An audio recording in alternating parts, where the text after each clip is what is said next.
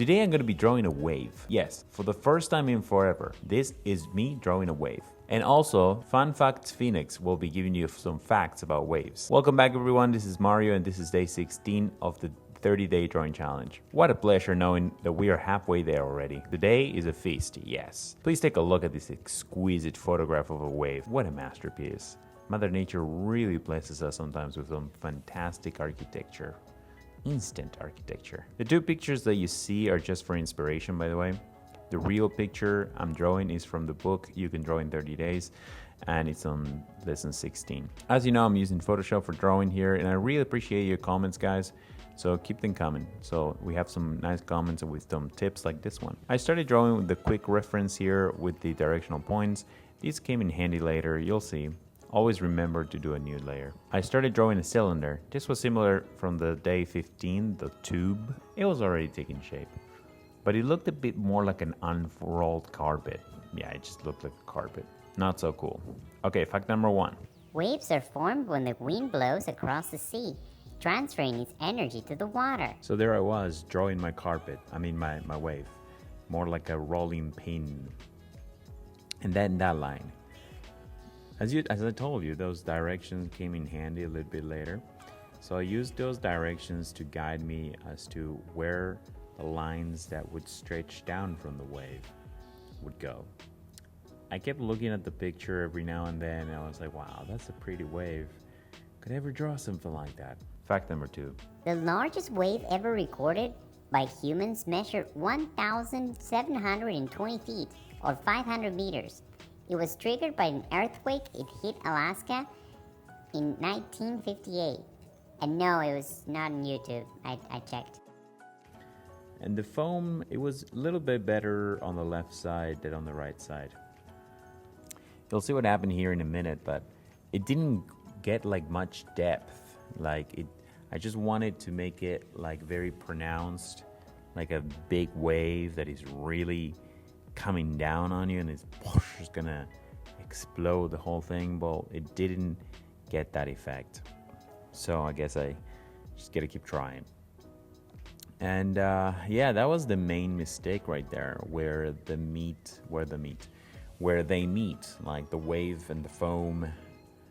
I guess that's the most complicated part, like the barrel, like where the barrel starts, and that's where you surf, if you can surf.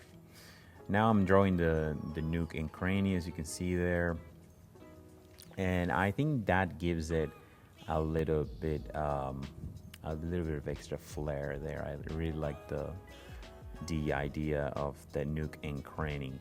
I was not doing it for a while for some of the drawings that I did.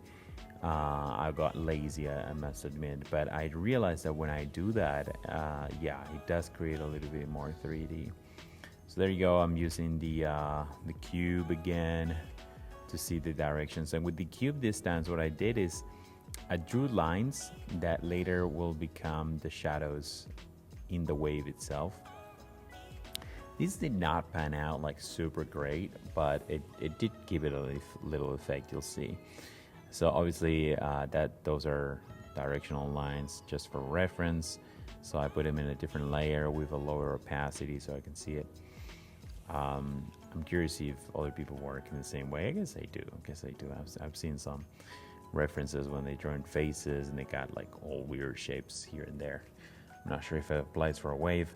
I did draw like a quick wave before doing all this, and I think it was even a little bit better, but I didn't show it on the fact number 3. There are 4 main types of breaking waves: spilling waves, plunging waves, collapsing waves, and surging waves. The one I'm drawing, it's like a second generation wave. Get it? Because the art is 16 second generation. It's like it's very flat. It's looking very flat. There's no so much 3D gear going on. So there I started getting fancy, and I put some splashes coming out of the wave. Right, that this reminded me of like lesson 3, the bonus lesson of lesson 3. You can check that out on our video if you want to.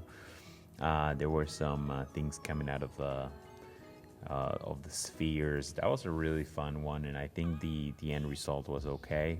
But drawing spheres, drawing circles in general is way easier than drawing something like this, like a contour tube. I'm amazed that I even know those words right now. Oh my god, I just surprised myself. So there you see, I'm closing in the wave and I'm finding that problem. So what I do now is I try to fix it. So I go back and forth between the first layer and the second layer, and I just try to, make this one thinner with the nook and cranny. I try to erase it. So I erase a bunch, and I try to make that fall a little bit steeper, if you will. So what I did was to just erase a bit, and I wanted to make the foam really little at the beginning on the right side. So that's why that line just came down there. And then, well, I'm gonna try to adjust obviously that side. But then the other line of the wave kind of got messed up, and I realized that this wave would be from really far away, because the way that it's being seen right here, because it would be from very far away, the distance of like fact number 4. Surfing is one of the oldest sports on Earth. Archaeologists recently discovered prehistoric stone carvings from Chan Chan, Peru that date back to 5,000 years ago, so show that people were surfing then. Because it's not like a small wave. It's either that or it's a very small wave arriving to the shore, but then again, the waves arriving to the shore, they don't have those long lines right there or the splashes coming out. So yeah, the dimensions, sizes, proportions here do not match. But yeah, for the first time in forever, drawing a wave is quite a task. Like drawing contour tubes, spheres, squares, cubes. It all seems easy, and it kind of is. You can get a sort of like a good result, but when it comes to like this, or the flower, the lily, I'm seeing that the results there should be a lot more practice and stuff like that. So yeah, you can draw in 30 days, but can you draw it well? Well, there you go. So that was day 16. I hope you guys enjoyed it, and me and the facts training here. I'll see you tomorrow for day 17.